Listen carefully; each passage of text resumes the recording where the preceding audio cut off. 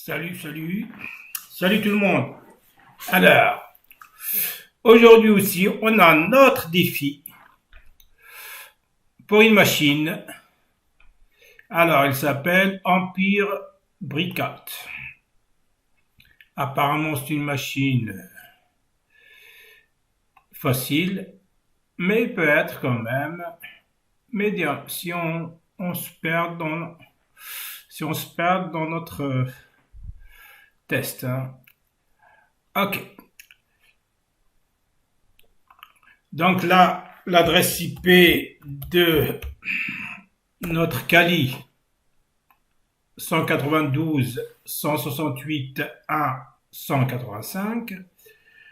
La machine c'est 192.168. Donc là, elle est là marquée notre machine Breakout 152. Donc là, c'est bien, il nous donne directement l'adresse IP sur la machine installée. Je refais nmap -st -a plus d'infos sur les ports 1 plus 152. Alors, on va créer quand même un... Moi, je vais enlever celui-là. Donc là, c'est l'adresse IP de Kali.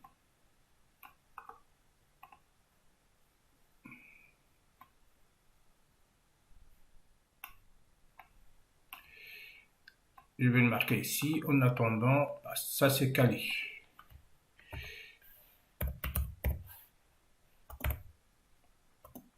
Alors, breakout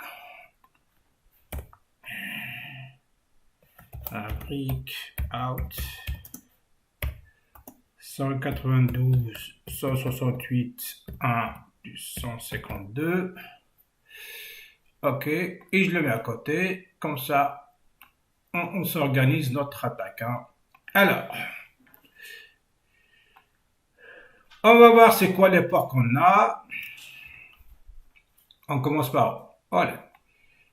Le port 80. Donc c'est un site, il utilise Apache, la version 2.4.51. Très bien.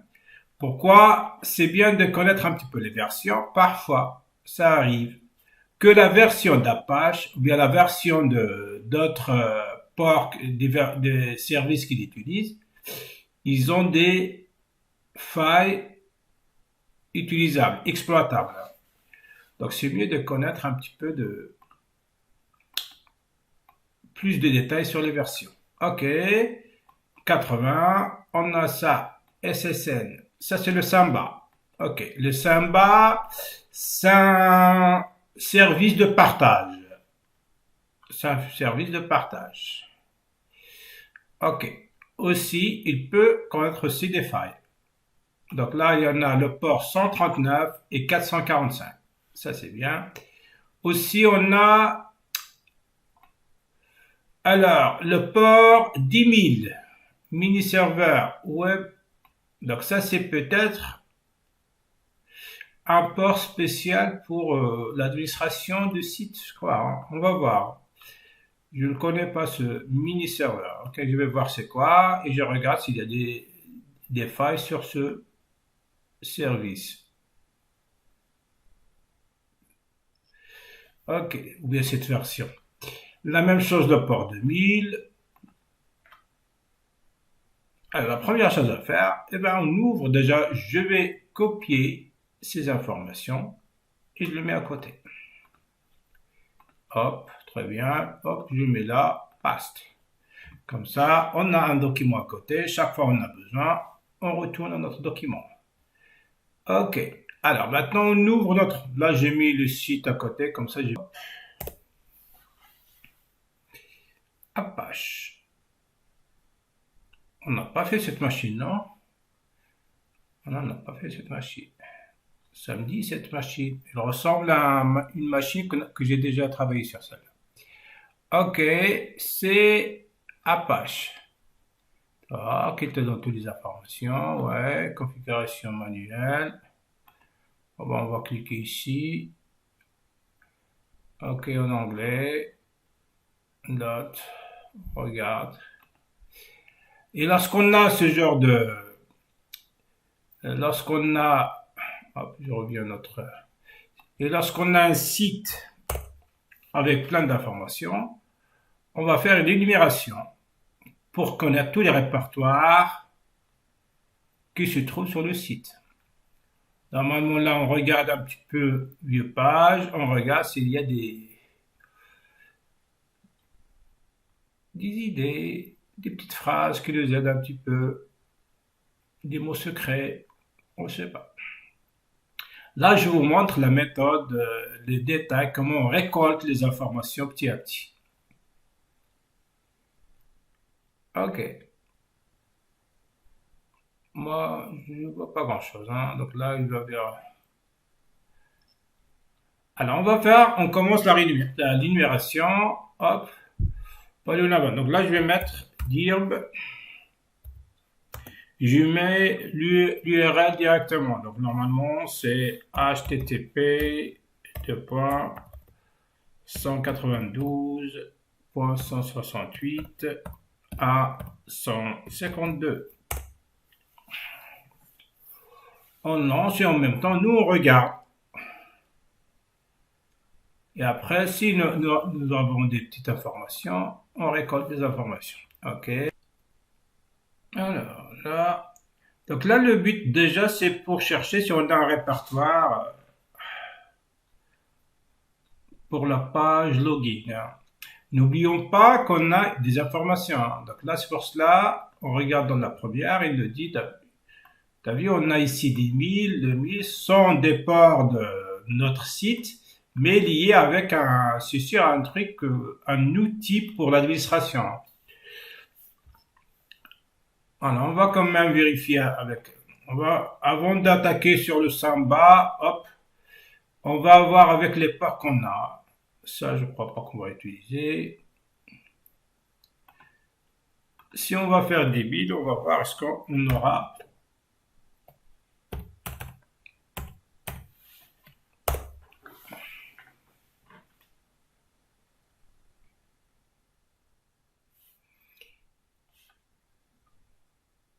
Ok. Donc là, il nous dit que le site, ça marche avec le SSS, le SSL. Ah bon, accepte le risque, j'ouvre. Bingo. Ok. Donc là, parmi la première information, le port 10 000. On a dit le port de 10 000, c'est un port du site, mais c'était l'administration. Et ben voilà. Alors, you must enter your username, password to login the server. Ok. Très bien. Je laisse cette information à côté. Je regarde le deuxième. Alors, aussi le 20 000. Hein, n'oubliez pas, on a ici c'est le 10 000, 20 000. 20 000, hop.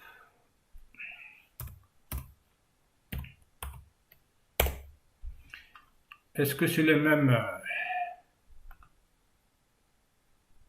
Ok, c'est le même. On regarde un petit peu le page source.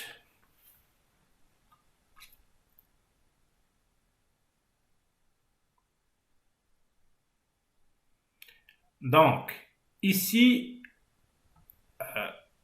soit on dirige vers... Il faut trouver un username. On essaye, soit avec un brute force ou bien avec une numération, de trouver le mot de passe. Et on va voir. Et à partir de là, soit on va faire un reversible shell, ou bien on va essayer de trouver la méthodologie lorsqu'on trouve quelques idées. Ok.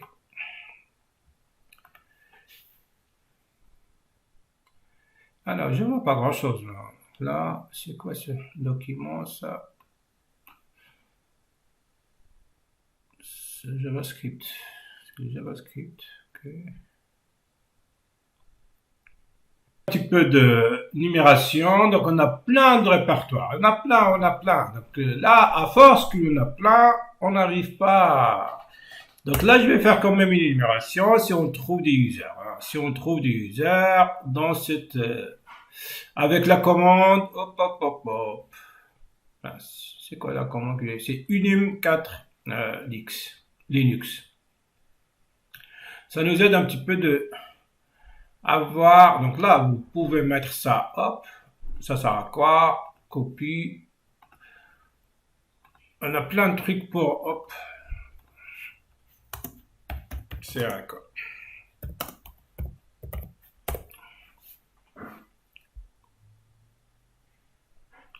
Donc là, puisqu'on utilise Samba, hein, donc c'est une numération, c'est un outil écrit en Perl utilisé pour énumérer les hôtes Windows et Samba. Si on peut trouver des hôtes, des utilisateurs. Ok. Mais on est un peu bloqué apparemment. Bah là, je sais pas comment. Donc là, c'est vrai, on a utilisé ça. Donc l'idée, ça tombe si on trouve un user et après, on essaie de faire un brute force ou bien on fait une connexion avec Samba parce qu'on a des fichiers partage. Tout ça, c'est des idées, on les met à côté. Donc là, je regarde quand même notre site. Hein. On était où? On était là. Ok.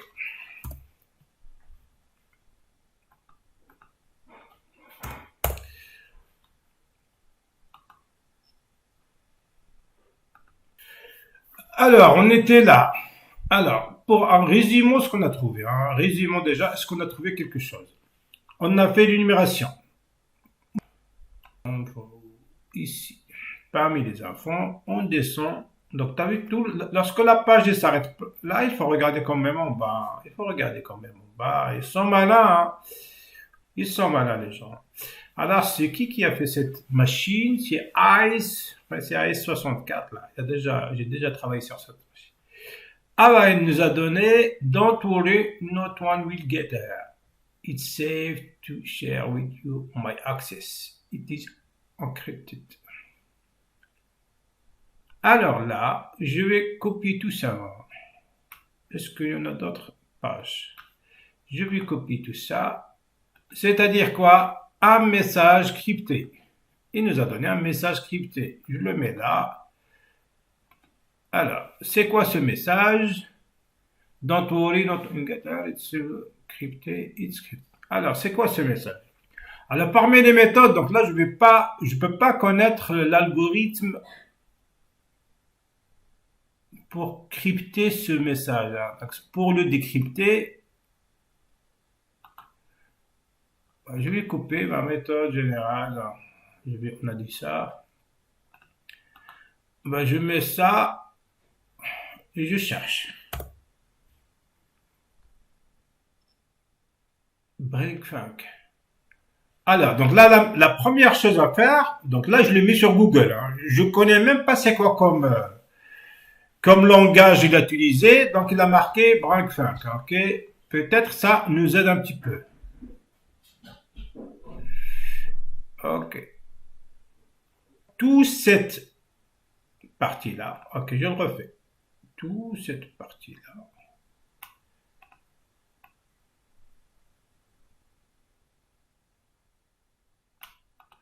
Je vais dans le site où il y avait Breakfunk Language. Donc là, je vais copier ce que j'ai fait. Hein. Donc, je le refais avec vous.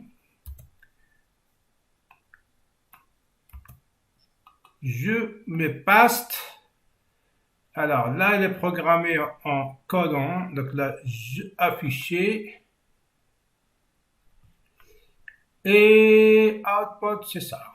Donc ça peut être. C'est un mot de passe. Je vais me copier. Oh, je le mets dans mon... Ici. Ici, c'est un mot de passe. Alors là, quand même, on a trouvé un utilisateur. Hein. On a trouvé un utilisateur. Cyber. Et peut-être avec l'utilisateur cyber et avec le mot de passe qu'on a trouvé, on peut se connecter. On essaye. Ça, Donc là, on a utilisé, c'est le mot de passe. Je le laisse à côté. Est-ce qu'on peut accéder à ça?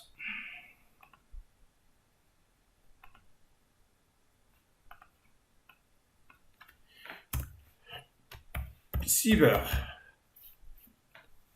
Le mot de passe.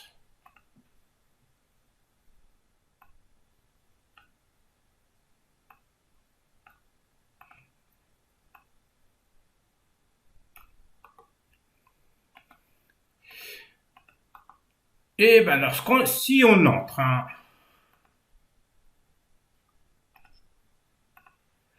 Ah ok. Eh ben l'idée, donc avec l'énumération, les gars, et avec le décryptage c'était pas évident quand même. On avait un petit peu de la chance de mettre le code directement sur Google. Il nous a donné un petit peu le langage, c'est passé quoi comme langage, Brink, Fac. On avait un petit peu de chance, hein. Là, le cyber, c'est l'énumération pour utiliser les users Samba bien Windows. Ok, on a utilisé cet outil. Et avec le décryptage, on a trouvé l'user. Donc là, je vais quand même, hop, je marque ici user, c'est cyber, pass, word, c'est ça. L'idée en fait, c'est, on va regarder un petit peu si on peut faire un réversible shell, une connexion avec notre machine avec un réversible shell.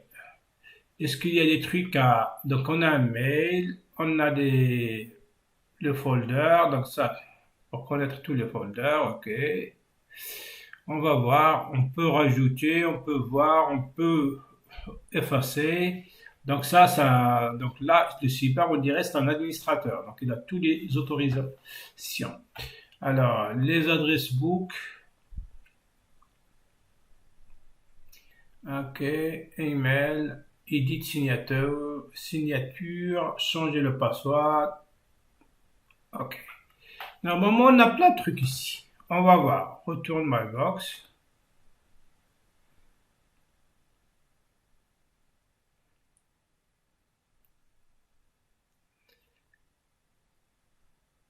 New message. Ok. Ça, il me donne l'access level. C'est là. Shell. Donc, si je peux.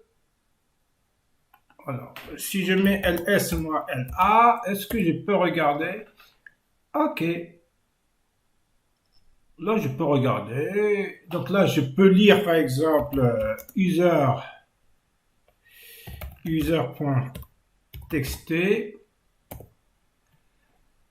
Déjà, on a trouvé le drapeau pour un user.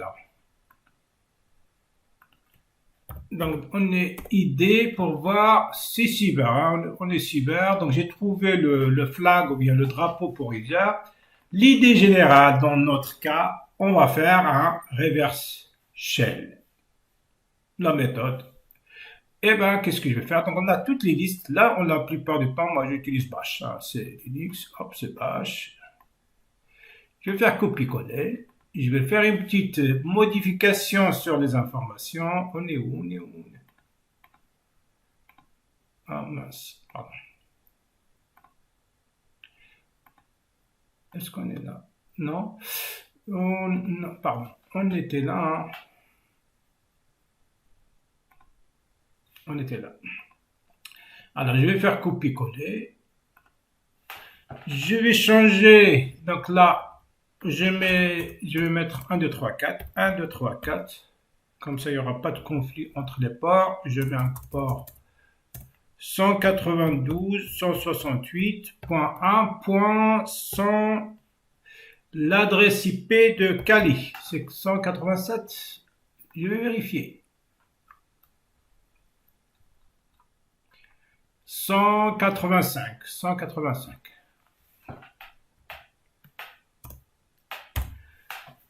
Mince, 185. Donc, avant de lancer ça, je vais ouvrir un port, le port 1, 2, 3, 4. Je vais ouvrir un port 1, 2, 3, 4. Hop, j'ouvre ici. Avec Netcat, hein. Moins LVP. Vous pouvez regarder les options avec Netcat. C'est bon. 1, 2, 3, 4.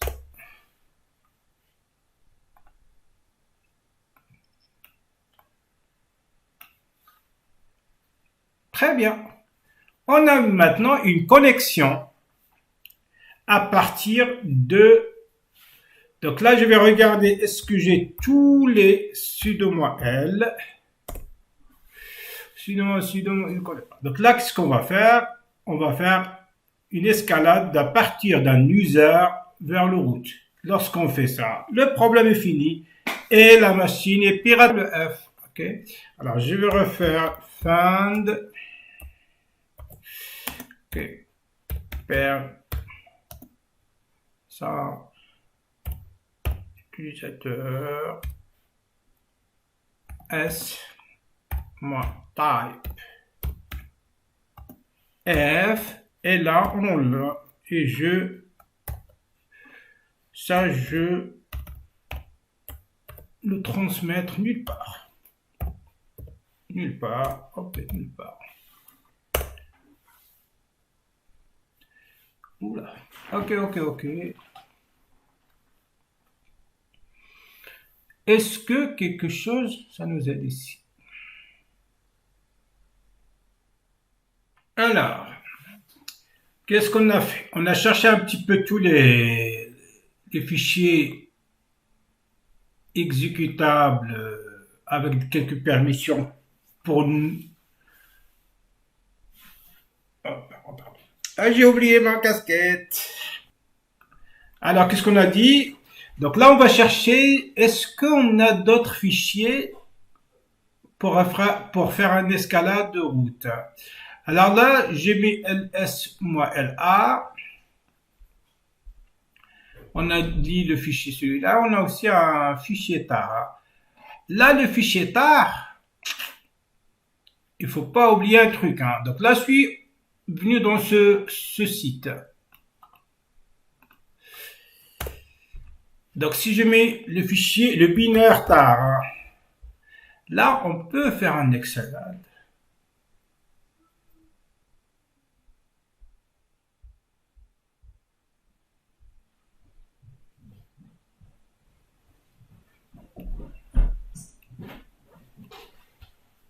Un escalade jusqu'à route. Donc il nous donne plusieurs méthodes. Je me rappelle, je l'ai déjà utilisé tard, mais c'était donc là, on va créer un répertoire temporaire. Je mets là dans ce fichier temporaire et je mets Tara rmctf. Est-ce que ça marche avec ça? Puisqu'on a le fichier Tara.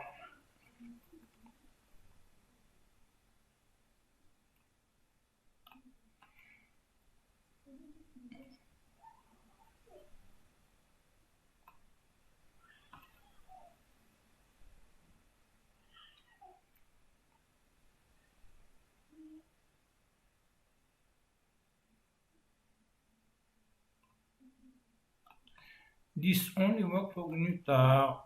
Can you only limited? Il faut regarder, il faut injection is available. Ok.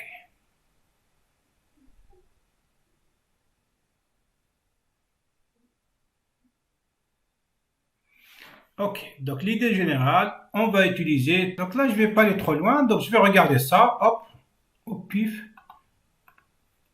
est-ce que ça marche? Ouais, parce que c'est un fichier, c'est le binaire tar, hein, c'est un binaire tar.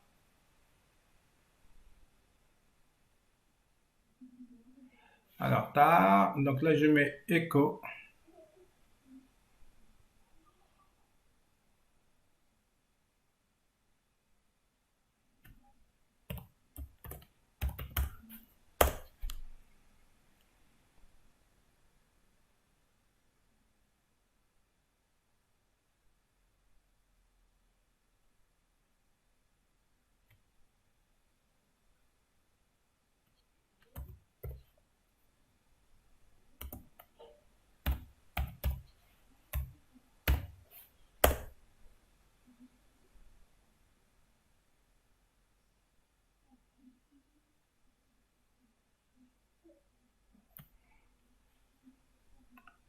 les gars, j'ai perdu ma machine. Donc, j'ai perdu ma machine. J'ai essayé il m'a fait des erreurs. Ma notification. Ah ben, je suis bloqué. Je suis bloqué. Donc là, je vais m'arrêter ici. Peut-être on va terminer pour l'escalation de route. Merci.